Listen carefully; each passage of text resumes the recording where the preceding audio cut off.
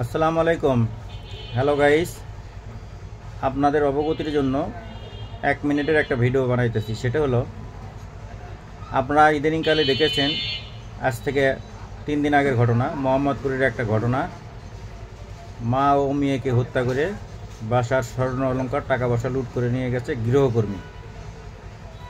তো আপনারা যে যেখানেই থাকেন না কেন, গৃহকর্মী যখন নেবেন অবশ্যই তার ডকুমেন্টসগুলো অবশ্যই নিয়ে নেবেন। এনআইডি কার্ড, তারপরে তার ফোন নাম্বার, তার কোনো রেফারেন্স রাখবেন 2-3 জনের, তার মাধ্যমে নেবেন।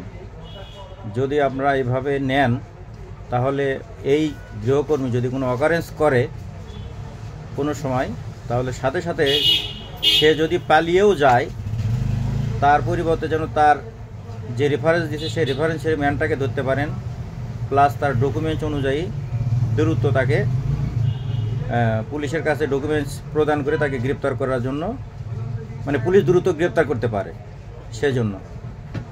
তো এইটুকুই বলবো যে যখন যেভাবেই গৃহকর্মী বাসায় রাখবেন, তার কাগজপাতি অর্থাৎ ডকুমেন্টস ঠিকমতো বুঝে নিয়ে তারপরে রাখবেন।